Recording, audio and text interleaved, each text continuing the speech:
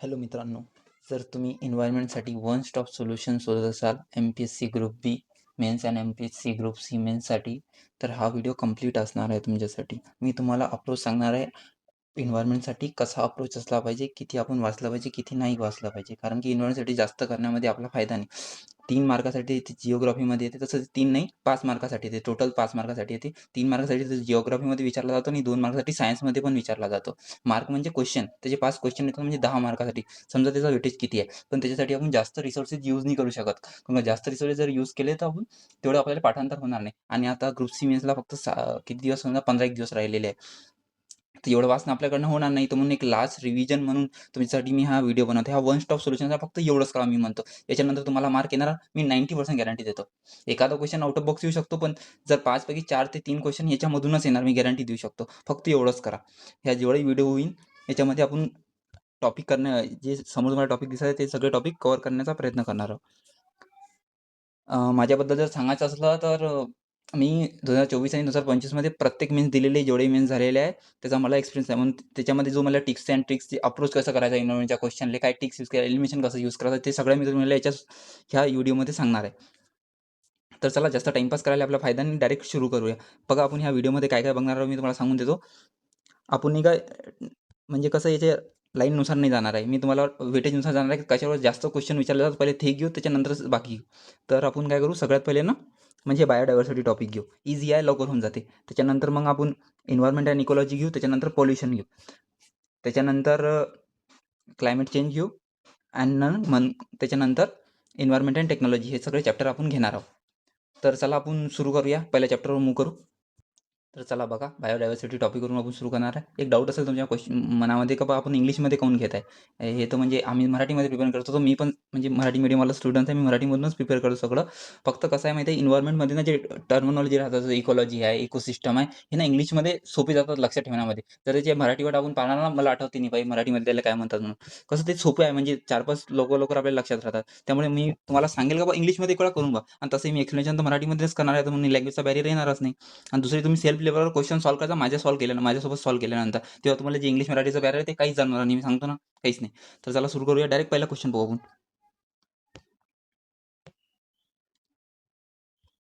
बघा आपण सगळ्यात पहिले म्हणणार आहोत बायोडायव्हर्सिटी. बायोडायव्हर्सिटीमध्ये सगळ्यात पहिला क्वेश्चन विचारला आहे ना, का बा in which year was the environment protection act publication in gazette. बघा आता या क्वेश्चनमध्ये त्यानं काय विचारलं आहे, एन्व्हायरमेंट प्रोटेक्शन ॲक्टचं डेट विचारली. तेही त्यानं इस्टॅब्लिशमेंटची इयर नाही विचारलं आहे. त्यानं विचारलं आहे का बा केव्हा तो लागू झाला. तर आपण लागू झालेला पाठ करणार आहे, किती पाठ करणार आहे, पाठ करणाऱ्याला लिमिटेशन आहे. तर मी तुम्हाला सगळ्यात सांगतो का एन्व्हायरमेंट प्रोटेक्शन ॲक्ट कधीचा आहे, तर तो 1985चा आहे.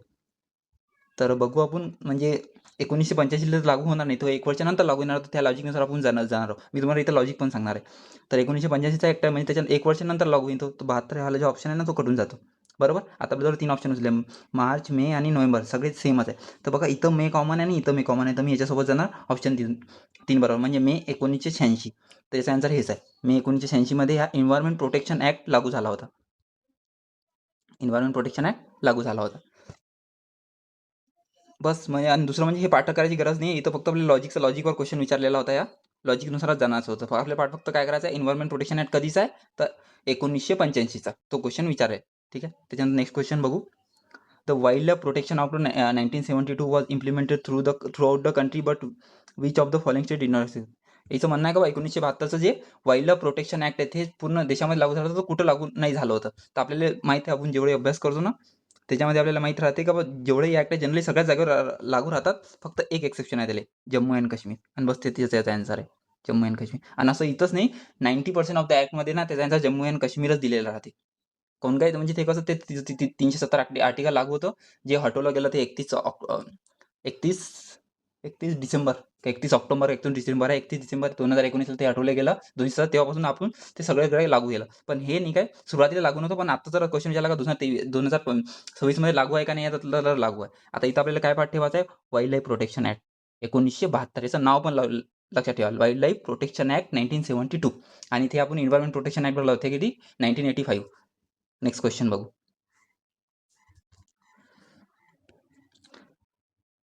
नेक्स्ट, आता इथं स्टेटमेंट वाईज क्वेश्चन दिलेला, आपण याचे स्टेटमेंट वाचू.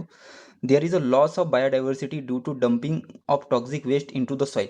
नेक्स्ट स्टेटमेंट दिलं आहे, deforestation is responsible for frequent flood in rivers. आणि त्याच्यानंतर दिलं आहे Francisco Mendes also was known as Amazon Gandhi due to the is his work in a energy field. चल बघूया आपण काय स्टेटमेंट बरोबर आहे का चुका. तर बघा पहिल्या याच्यात त्यांना काय सांगितलं आहे का जे बायोडायव्हर्सिटीचा लॉस होत आहे कशामुळे होत आहे का आपण जे डंप आहे ते टॉक्सिक वेस्ट नाही काय सॉईलमध्ये डंप करत आहे. तुम्ही पण माहिती आहे आपण जे टॉक्सिक म्हणजे काय कचरा आपला जे कचरा आहे आपण नाही काय कुठेतरी जाऊन ते जेसीबीच्या थ्रू ना दाबत आहे त्यामुळे आपले सॉईल खराब होत आहे. तर हे बरोबर असू शकते का तुम्ही लॉजिक सांगा. बरोबरच असणार आहे ना. कोण का आपण त्या सॉईलमध्ये कचरा टाकणार ते खराबच होणार आहे ना. कोण का प्लास्टिकचा एक प्रॉब्लेम आहे. प्लास्टिक कधी डिग्रेड होत नाही. तो नेहमी राहणार. तुम्ही त्याला जाळा काही करा जर त्याला जाळला तर ओझोन वर खराब करेल आणि त्याला जमिनीच्या खाली टाकलं तो खाली कचरा करेल. सेकंड स्टेटमेंट बघू.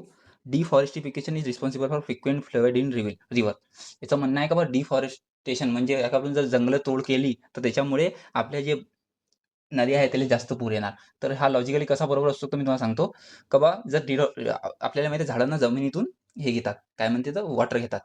त्यामुळे जेव्हा आपला हे वरचा पाऊस पडते त्यामुळे जेव्हा ते पाऊस वाहून कुठे जमा होते नद्यामध्ये नदीतून कुठे जाते समुद्रामध्ये.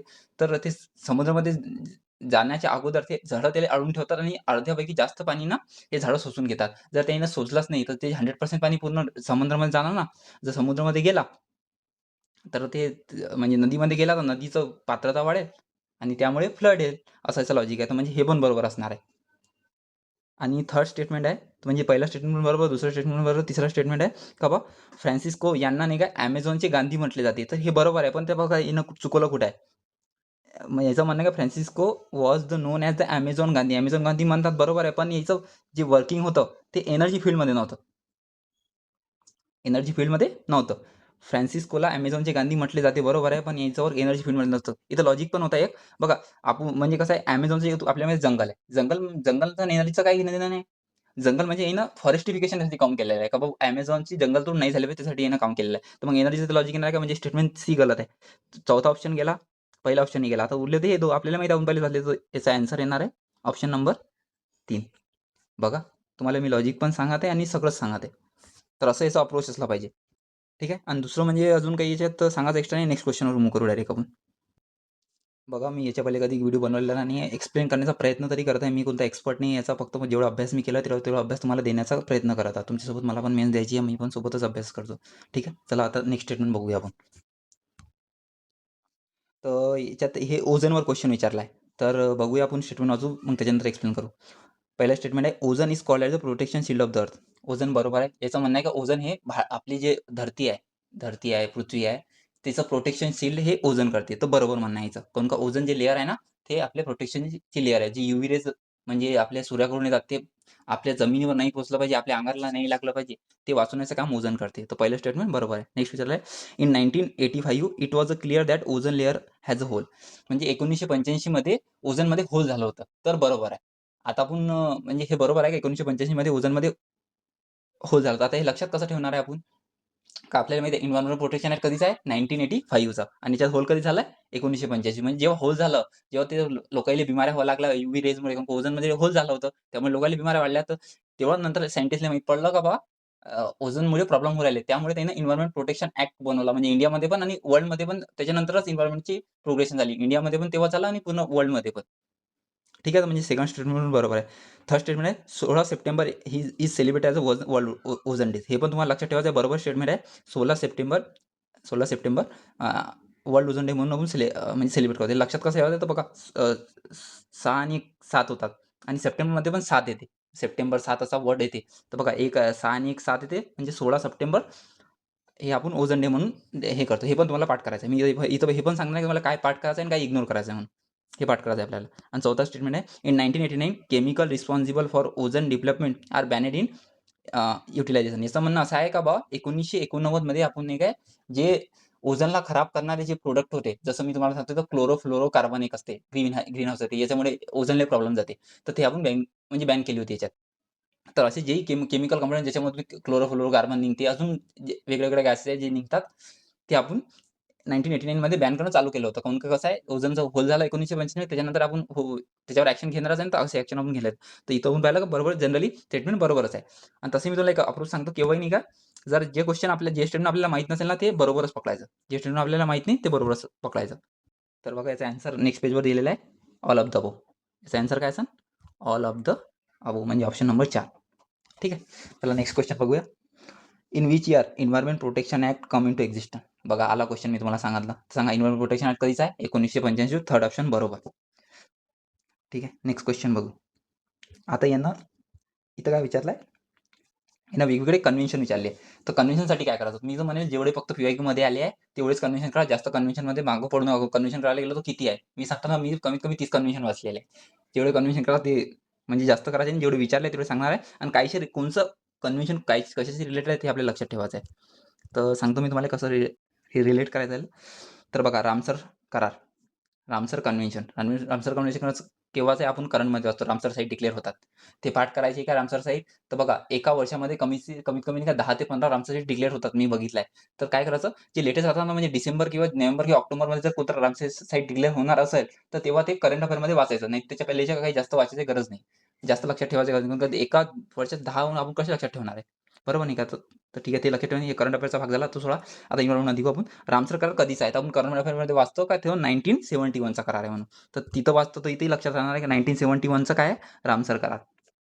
रामसर करार कधीचा आहे? 1971चा लक्षात ठेवायचा आहे. ठीक आहे. त्याच्यानंतर आहे वेन्ना करार. तर वेन्ना करार आहे 1971चं. सॉरी वेन्ना करार आहे 1985चं. आता मला काय हे 1985 कसं लक्षात ठेवायचं वेन्ना करारासाठी? कसं आहे माहिती आहे? वेन्ना करार. वेन्ना करार कशासाठी आहे? आपल्या एन्व्हायर्नमेंट प्रोटेक्शनसाठी आणि एन्व्हायर्नमेंट प्रोटेक्शन ॲक्ट भारताचा कधी काढला होता? एन्व्हायर्नमेंट प्रोटेक्शन ॲक्ट 1985 लागू कधी झाला होता? 1986 मध्ये. लक्षात काय ठेवलं आपण 1985 वर environment world environment protection act आपण काढलं होतं. कधी काढलं होतं? 1985. तर तेव्हाच हे वेन्ना करार झाला होता वर्ल्डमध्ये. त्याचं इम्प्लिमेंटेशन आपण भारतात केलं होतं. बरोबर? वेन्ना करार झाला 1995 मध्ये. त्याचं इम्प्लिमेंटेशन भारतात झालं. त्याला आपण एन्व्हायर्नमेंट प्रोटेक्शन ॲक्टचं नाव दिलं. ठीक आहे. हे लक्षात राहील म्हणजे रामसर पण झालं आणि वेन्ना पण लक्षात राहिलं. आता नेक्स्ट आहे सी. सी आपल्याला मिनामाटा. मिनामाटा हे ना एक डिसीजचं नाव आहे. तर हे कधी झालं होतं? हे करार फक्त लक्षात ठेवा. मध्ये जास्त जाणार नाही मी. मिनामाटा लक्षात ठेवा 1980 मध्ये. 1980, 1979 या 1980 लक्षात ठेवू शकता. म्हणजे राउंड फिगरमध्ये पण तुम्ही लक्षात ठेवू शकता. आणि त्याच्यानंतर लेटेस्टमध्ये आठवायचा बोन. बोन 2013चा आहे. एक वेळा चेक करून घेऊ आपण का बरोबर आहे का नाही आता. बघा एची जोडी. तर बघा थोडंसं कन्फ्युजन झालं होतं मला. इथं नाही का जे मिनामाटा करार आहे ना ते लेटेस्टवाला आहे. कसं लक्षात ठेवायचं? लेटेस्ट आहे. म्हणजे आताच झालंय मिनामाटा. मिनामाटा काय आहे बेसिकली एक बिमारी होती मर्क्युरीमुळे. मर्क्युरी पारा एक वाचला असेल. त्याचा फॉर्म्युला पण विचारलाय आपला मेन्समध्ये एक वेळा. त्याचा फॉर्म्युला पण लक्षात ठेवायचा मर्क्युरीचा. वाचून घ्यायचा जेव्हा सायन्स वाचाल. तर मिनामाटा कशामुळे? ते मर्क्युरीमुळे होणारा एक डिसीज आहे. हे कधीचं लेटेस्ट करार आहे ते लक्षात ठेवायचं आहे. 2013चं आहे ते. मी गलतीनं दुसरं सांगितलं 2013चं आहे मिनामाटा. मिनामाटा करार कधी आहे? 2013चा. वेन्ना करार कधीचा आहे? 1985चा. एन्व्हायर्नमेंट प्रोटेक्शन ॲक्ट वरून लक्षात ठेवू शकता. आणि रामसर करार 1971 आणि हे बोन नाही लक्षात ठेवलं चालते. दुसरं म्हणजे एक सांगायचं का हे सगळं ना एन्व्हायर्नमेंटच्या रिलेटेड आहे. हे लक्षात ठेवायचं. ठीक आहे. नेक्स्ट बघू.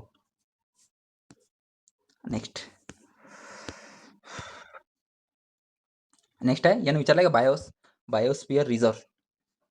बायोस्फिअर रिझर्व्ह कशामध्ये आपण डिवाइड करतो? तर बघा आपण या 3 गोष्टीला अभ्यास ठेवतो. एक असते सँच्युरी, एक असते नॅशनल पार्क आणि एक असते बायोस्फिअर आणि एक असते टायगर रिझर्व्ह. तर टायगर रिझर्व्ह सोडून द्या. हे 3 नाही काय एकमेकाशी रिलेटेड आहे. सँच्युरी, नॅशनल पार्क आणि बायोस्फिअर रिझर्व्ह. तर ते नंतर सांगतो मी तुम्हाला तिघांमध्ये काय डिफरन्स आहे म्हणून. पहिले आपण इथं बघून घेऊ बायोस्फिअर रिझर्व्हमध्ये काय-काय येतात. तर बायोस्फिअर रिझर्व्हमध्ये कसं असते माहिती आहे? 3 गोष्टी असतात. आपलं हे जे असं ना म्हणजे हे झालं पूर्ण बायोस्फिअर रिझर्व्ह. ठीक आहे. याच्यामध्ये सगळ्यात जे मधलं असते त्याला म्हणतो आपण काय म्हणतो? Core zone. काय म्हणतो? कोर झोन म्हणजे हे मधातलं. ठीक आहे. याच्यानंतर एक झोन अजून येते त्याला ट्रान्झिशन झोन म्हणतो. काय म्हणतो? Transition zone. काय म्हणतो? ट्रान्झिशन झोन आणि जे लास्टवाला राहते ना त्याला सॉरी म्हणजे कसं आहे तेच कोर झोन, बफर झोन आणि ट्रान्झिशन झोन. ट्रान्झिशन झोन म्हणजे सगळ्यात लास्टचा राहते. असं आहे. थोडंसं उलटं झालं ते. कसं आहे माहिती आहे? हे आपलं काय झालं बायोस्फिअर रिझर्व्ह. हे झालं आपलं कोर. हे काय झालं बफर झोन आणि त्याच्यानंतर हे जे लास्टवाला आहे थर्ड याला ट्रान्झिशन झोन म्हणतात. आता याला ट्रान्झिशन झोन का म्हणतात माहिती आहे? कारण का याच्यामध्ये आपण ह्युमन जाऊ शकतो. म्हणजे ह्युमन ॲक्टिव्हिटी 0 याच्यात करता येते. म्हणजे असं म्हणून 90% करता येते आणि जे सेकंड आहे थांबा तुम्हाला एक्सप्लेन करतो पूर्ण. 1 मिनिटं. कसं आहे म्हणजे हे कसं हे आपलं पूर्ण झालं बायोस्फिअर रिझर्व्ह. ठीक आहे. आता हे आहे कोर झोन. कोर झोनमध्ये ह्युमन ॲक्टिव्हिटी 0 असते. म्हणजे ह्युमन तिथं जाऊच नाही शकत. काहीच्यासाठी नाही. रिसर्चसाठी नाही, काहीसाठी नाही. सेकंड आहे आपला बफर झोन.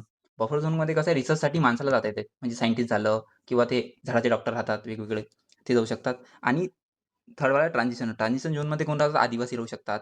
त्याच्यानंतर हे म्हणजे जे गुरेढोरे चालणारे आहेत ते लोकं जाऊ शकतात. असे म्हणजे काही-काही लोकांना इथं जाता येते. तिघांमधला डिफरन्स तुम्ही लक्षात ठेवायचा. ठीक आहे. नेक्स्ट मूव्ह करू आपण नेक्स्ट क्वेश्चनवर. बघा या क्वेश्चनचा आन्सर सांगायचा राहिला तर याचा आन्सर आहे पहिलं कोड झोन, बफर झोन आणि ट्रान्झिशन झोन.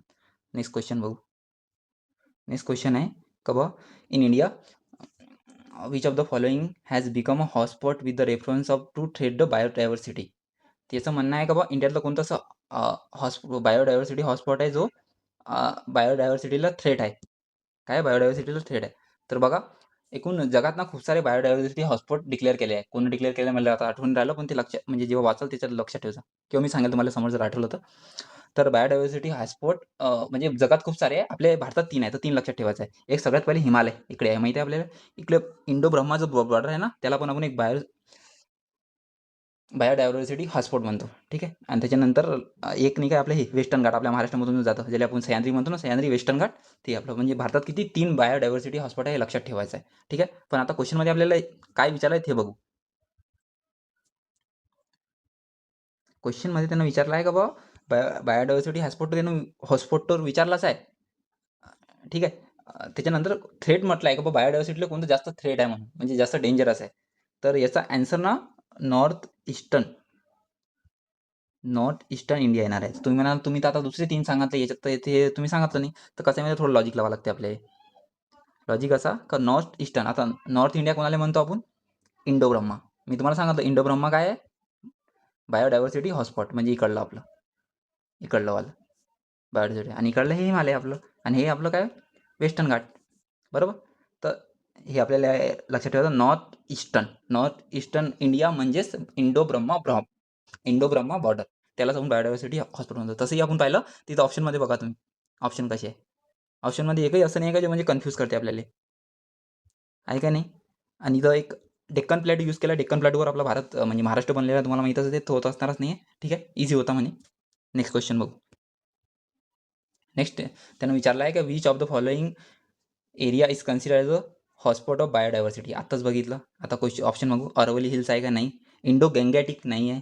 वेस्टर्न घाट आहे. ईस्टर्न घाट आहे का नाही? वेस्टर्न घाट आहे बघा. ईस्टर्न घाट नाही वेस्टर्न घाट आहे. बघा ऑप्शन किती इझी दिलेले आहे. तुम्हाला लक्षात राहते. म्हणजे याचा आन्सर काय असणार 9चं 2.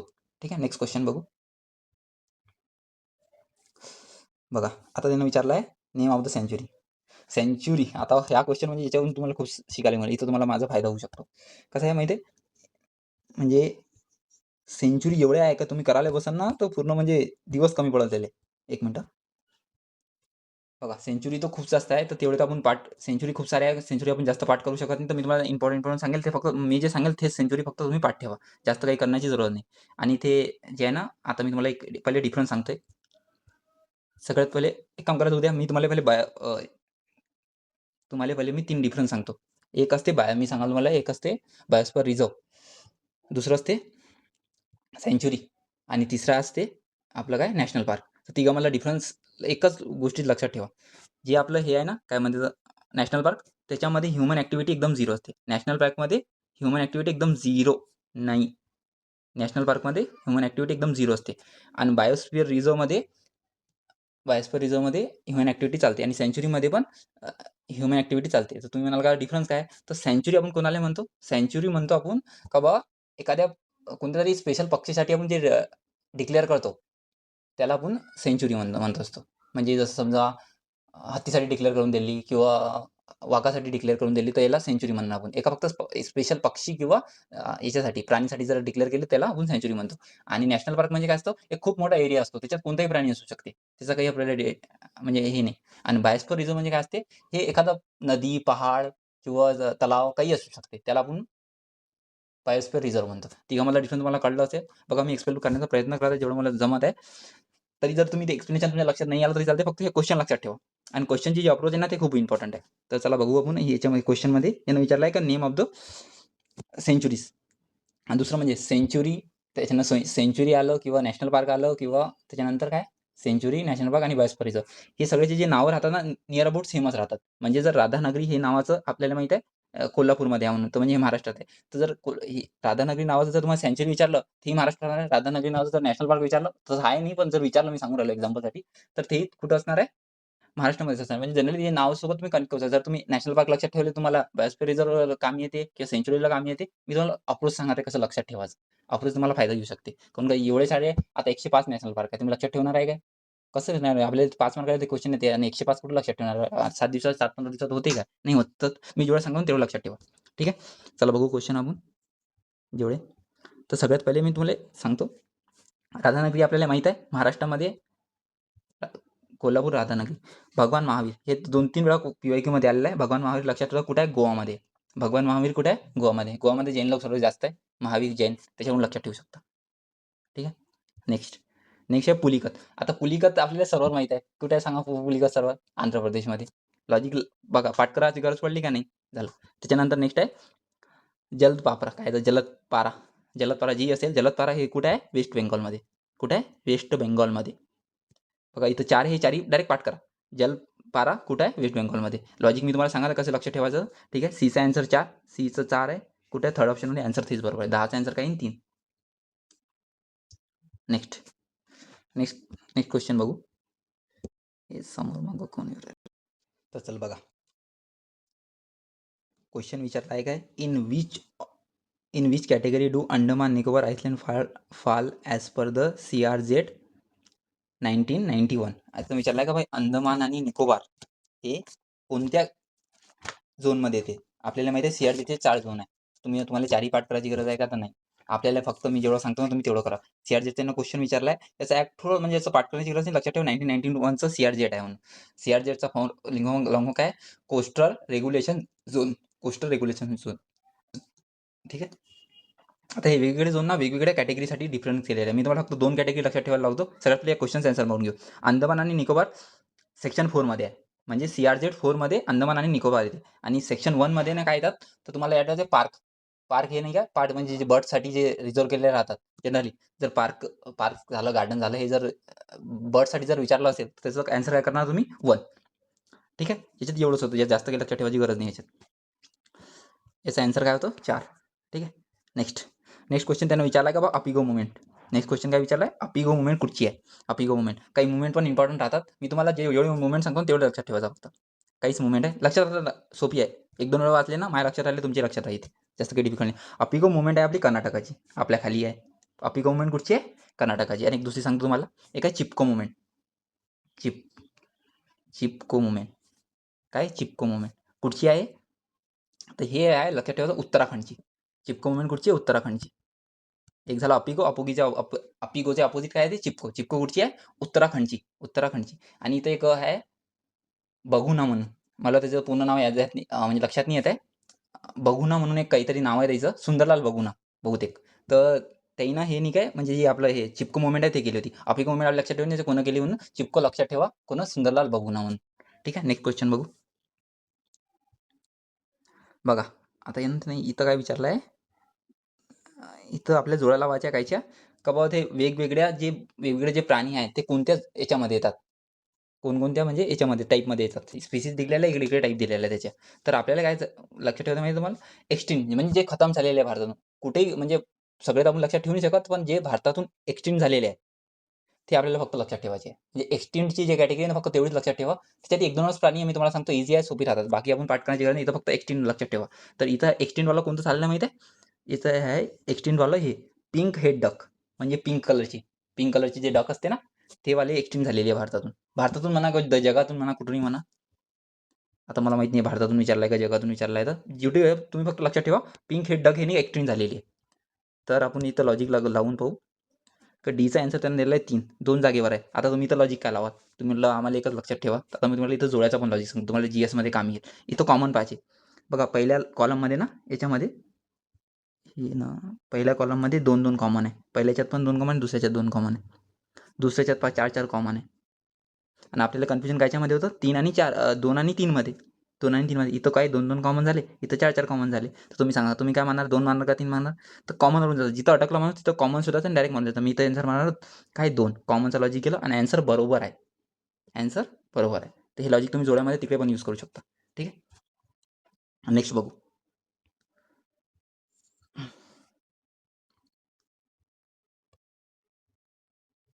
बघा नेक्स्ट क्वेश्चन. सेम स्पीसीजवर विचारलाय का बा भारतातून विचारले. भारतातून 1952 मध्ये कोणती अशी स्पीसीज होती ती एक्सटिंक्ट झालेली आहे म्हणजे खतम झालेली आहे.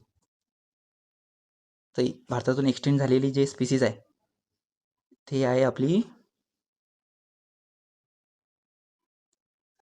आपल्याला माहिती आहे, आपण जनरली ऐकलेलं आहे का बा चीता. तर एशियन चीता जे आहे ना हे एक्सटेंड झालेलं आहे. तिकडे काय बघितलं होतं आपण, पिंक पिंक डक म्हणजे पिंक कलरची गुलाबी बदक. आणि हे काय होय, आपलं एशियन चित्ता. हे तुम्ही याच्यावरून लक्षात ठेवा, आपण नाही का याचं नायजेरियावरून चित्ता आणलेले आहे. करंट अफेअरमध्ये आपण वाचत असतो. तर चित्ता काहून आणलेला, काहून का भारतातून एक्सटेंड झालेलं आहे ते. 2 लक्षात ठेवायचे आहे. ठीक आहे. इथं चित्ता आणि तिकडे डक. ठीक आहे. नेक्स्ट क्वेश्चन बघू. नेक्स्ट मध्ये त्यानं विचारला आहे, habitat destruction can happen due to which of the following activity. Habitat destruction कशामुळे होते म्हणते. आता पहिले हे माहीत पडलं पाहिजे बघा, हॅबिटॅट म्हणजे काय राहते. हॅबिटॅट म्हणजे राहते, हॅबिटॅट आपण त्याला म्हणतो जिथं नाही का म्हणजे लिव्हिंग थिंग राहतात. हॅबिटॅट वर्ड पहा, हॅबिटॅटमध्ये फक्त लिव्हिंग थिंग राहतात. जिथं लिव्हिंग थिंग राहतात त्याला हॅबिटॅट म्हणतो. आणि तुम्हाला इन्व्हायरमेंट काय म्हणतो, इन्व्हायरमेंटमध्ये लिव्हिंग थिंग आणि नॉन लिव्हिंग थिंग दोन्ही येतात. पण हॅबिटॅटमध्ये ना फक्त लिव्हिंग थिंग येतात. तर हॅबिटॅट म्हणजे काय, तर जिथं लिव्हिंग थिंग राहतात, तर ते त्या लिव्हिंग थिंगमध्ये काय आपणही आलो, प्राणी आले, पक्षी आले किंवा झाडंही आले. ठीक आहे. तर आता यानं विचारलं का बघ, कशामुळे हॅबिटॅट खराब होते. क्वेश्चनमध्ये काय विचार, हॅबिटॅट कशामुळे खराब होते. आता आपल्याला ऑप्शन आहे 1 बाय 1 फॉर डिफॉरेस्टिफिकेशन. तुम्हाला काय वाटते का झाडं तोडल्यानं खराब होऊ शकते का. बरोबर होऊ शकते. तुम्हाला का, मलाही वाटते. त्याच्यानंतर आहे रिक्लॅमिनेशन ऑफ मार्श. मला माहित नाही काय आहे, तर आपण म्हणजे होलवर ठेवू त्याला, समोर येऊ. Change change of change of land use in change of land use pattern.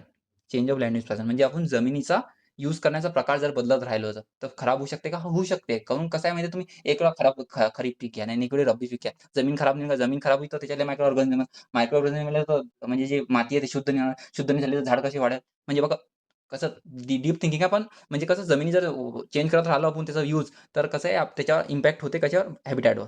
ठीक आहे. नेक्स्ट आहे सबस्टन्स फार्मिंग. चौथा आहे सबस्टन्स फार्मिंग. सबस्टन्स फार्मिंग कसं आहे बघा, माझं इंग्लिश एवढं चांगलं नाही आहे, मी प्रयत्न करतोय.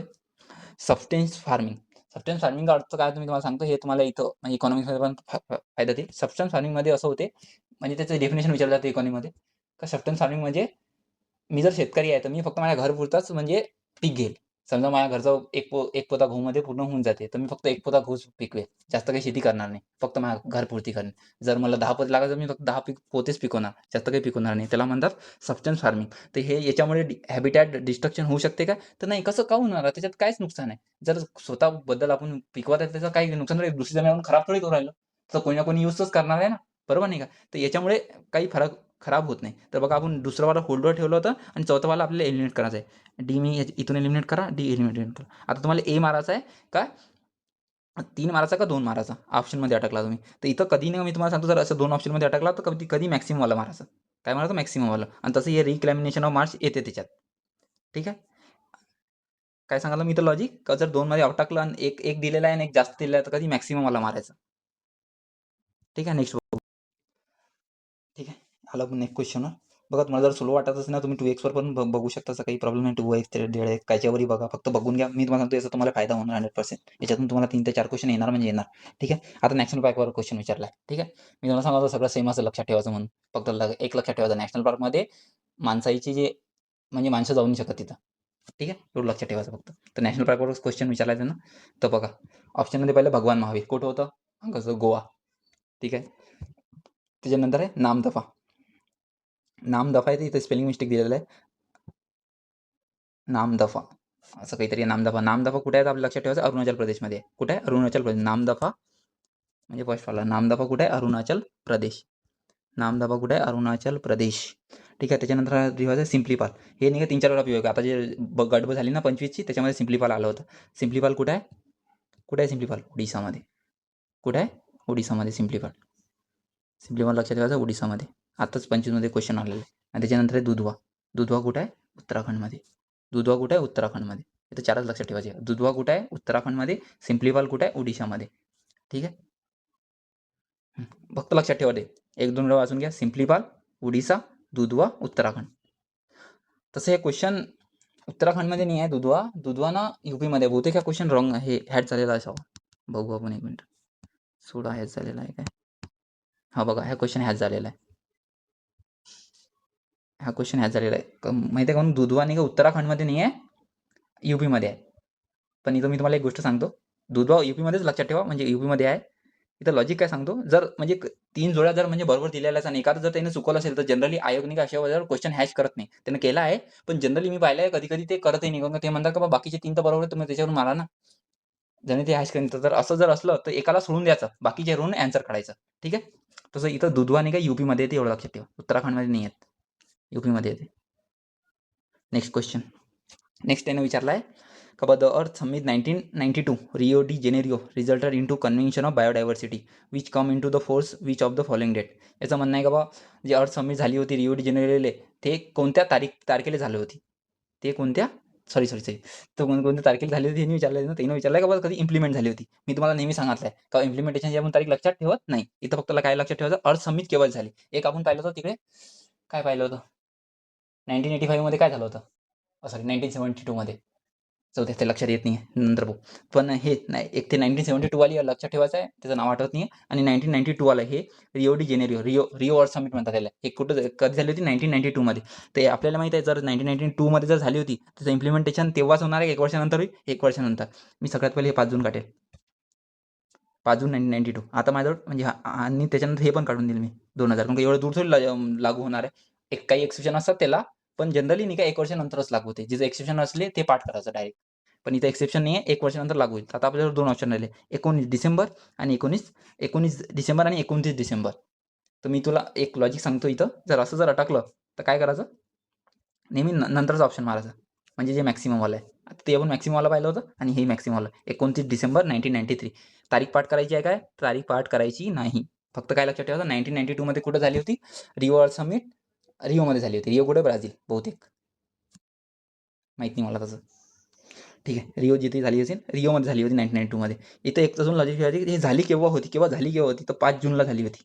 हे तुम्हाला तारीख पण लक्षात ठेवायची, 5 जून 1992. 5 जून काय असते, एन्व्हायरमेंट डे म्हणून. तसं क्वेश्चन कुठेतरी विचारला, मला लक्षात नाही राहिलं. एन्व्हायरमेंट डे कधी येते, ते 5 जून 1992. 5 जूनला असते, एवढं लक्षात ठेवा एन्व्हायरमेंट डे. त्याची थीम पण करायची, आजकाल थीमवर क्वेश्चन विचारत आहे करंट अफेअरमध्ये. नेक्स्ट समोर मग यानं विचारलं आता, which of the following mountain are consider is one of the top biodiversity hotspot. यानं विचारलं खालीलपैकी कोणता टॉप बायोडायव्हर्सिटी हॉटस्पॉट आहे. टॉप विचारलाय इथं बघा, कीवर्ड खूप इम्पॉर्टंट असतात क्वेश्चनमध्ये. कधी क्वेश्चन पूर्ण वाचतात. टॉप विचारलाय, बायोडायव्हर्सिटी हॉटस्पॉटने विचारलाय, टॉप बायोडायव्हर्सिटी हॉटस्पॉट विचारलाय. तशा क्वेश्चनमध्ये बघा, आपल्याला माहिती आहे हिमालय पण आहे, वेस्टर्न घाट पण आहे. हे 2 तर काढून दिले. ठीक आहे, हे 2 होते. आता तुम्ही कोणतं सिलेक्ट करा. तर टॉप विचारलाय म्हणून वेस्टर्न घाट, टॉप विचारलाय म्हणून वेस्टर्न घाट. समजलं. तर बघा क्वेश्चन वाचणं पण बरं. मी तर म्हणतो ह्या डॉटपासून ना, हे बघा, ह्या जे 18चा डॉट आहे ना, त्या डॉटपासून तर हे स्पोर्ट्सचं जे क्वेश्चन मार्कचं डॉट राहते तिथपर्यंत कधी क्वेश्चन पूर्णच वाचतं माणसानं. क्वेश्चन अर्ध नाही सोडायचं. अर्धे क्वेश्चन आपण नाही, क्वेश्चन पूर्ण वाचल्यामुळे म्हणजे चुकून येतो. कधी क्वेश्चन पूर्ण वाचा, थोडा वेळ गेला चालते आपल्याला, काही प्रॉब्लेम नाही. कधी क्वेश्चन पूर्ण वाचायचं. ठीक आहे. Next question. यानं विचारलाय का following project order which may launch. यानं काहीच नाही, क्वेश्चनमध्ये विचारलाय का बा जे हे लॉन्च केलेले प्रोजेक्ट आहे, हे कधी म्हणजे कधीचे आहे, ते त्याच्या क्रोनॉलॉजीनुसार लावा. म्हणजे हे प्रोजेक्ट कधी झाले होते त्यानुसार लावा, असं म्हटलं त्यानं. तर आता एवढं पाठ करायचं आहे काय, तर मी म्हणेन फक्त 2 पाठ करा, लॉयन प्रोजेक्ट आणि टायगर प्रोजेक्ट. लॉयन प्रोजेक्ट आणि टायगर प्रोजेक्ट. ठीक आहे. आता हे कसं लक्षात ठेवा, तुम्हाला माहिती आहे, एक नाही याचं 72 मध्ये आहे आणि एक 73 मध्ये आहे. म्हणजे एक प्रोजेक्ट 73 मध्ये आणि एक 72 मध्ये. तर आता कन्फ्यूज पण होतं टाइमर, कसं एक्झाममध्ये कन्फ्यूज होते मला माहिती आहे. जर असं जवळ राहिलं ना आपल्याला, कोणतं 73 मध्ये कोणतं 72 मध्ये, इथं लॉजिक कसं लक्षात ठेवायचं माहिती आहे का, आपल्याला माहिती आहे लायनले नाही का, माझ्या जे एरिया आहे ना त्याच्या तिकडे ना बब्बर शेर म्हणते. बब्बर शेर म्हणजे काय, शेरच का शेर म्हणजे बडा शेर. तर बडा शेर कभी भी क्या आएगा, पहिले आएगा. तो म्हणजे इथं कसं लक्षात ठेवायचं, बब्बर शेर म्हणजे मोठा शेर. मोठा शेर कधी पहिले येईल, म्हणजे लॉयन केव्हा येईल, 1972. आणि टायगर कधी येईल, 1973. बघा, एकामागे एक आहे. मी तुम्हाला लॉजिक पण सांगणार आहे बघा, हे लॉजिक पण हेल्प करतात आपल्याला एक्झाममध्ये कन्फ्यूज जेव्हा होतं. 1973, 1972 एवढंच लक्षात ठेवा. ठीक आहे. आता नेक्स्ट बघू, म्हणजे हे बघा, हे झालं, हे झालं 2चं, हे झालं 3चं. आता हे क्रोकोडाईल 75 आहे. क्रोकोडाईल 75 आहे. क्रोकोडाईल म्हणजे मगरमच्छ. समाव म्हणजे त्याचं 73, 72, 73 आणि 75 हे 3 लक्षात ठेवून घ्या. याच्यावरून आन्सर होऊन जाते. म्हणजे जे क्रोनॉलॉजी जे दिलेली आहे ना, तेच आपले आन्सर आहे. तर लॉयन पहिले येईल, टायगर नंतर, आणि नंतर क्रोकोडाईल येईल. ABC पाहिजे मला ऑप्शनमध्ये. बघा, सेकंड ऑप्शनमध्ये ABC दिलेला आहे, तेच आपला आन्सर असेल. ठीक आहे. इथं एक मला एक आठवलं म्हणून सांगून देतो, सायन्सचं एक बघा आपण कसं नाही की सब्जेक्टची लिंकिंग करायला पाहिजे, आपल्याला आठवण्यासाठी सोपी होते. क्रोकोडाईल जे आहे ना, याला 4 चेंबर हार्ट असतो. 4 चेंबर हार्ट हे अपवाद आहे. काऊन का हे येतो कशामध्ये क्रोकोडाईल आपल्याला माहिती आहे रेप्टाईलमध्ये येतो. रेप्टाईलमध्ये येतो क्रोकोडाईल. पण जनरली रेप्टाईलला 3 चेंबर हार्ट राहते. पण ह्या जे अपवाद आहे क्रोकोडाईलला 4 चेंबर हार्ट आहे. ठीक आहे, लक्षात ठेवा. क्वेश्चन विचारला आहे पीवाय काय. ठीक आहे, नेक्स्ट बघू. तुमचा फायदा व्हावा म्हणून सांगा ते बाकीचं. नेक्स्ट विचारलं ना, have the largest number of species in the world. कोणते स्पीसीज लार्जेस्ट आहे हे बायोलॉजीमध्ये पण आपण कनेक्ट करतो. मी तुम्हाला सांगत होतो किंवा सायन्समध्ये पण एन्व्हायरमेंटचे क्वेश्चन येतात, त्याचा असे क्वेश्चन येतात. त्यानं विचारलंय का भाई सगळ्यात जास्त काय, हे तुम्हाला माहिती आहे. इन्सेक्ट, किडे सगळ्यात जास्त आहे दुनियामध्ये. इन्सेक्ट सगळ्यात जास्त आहे.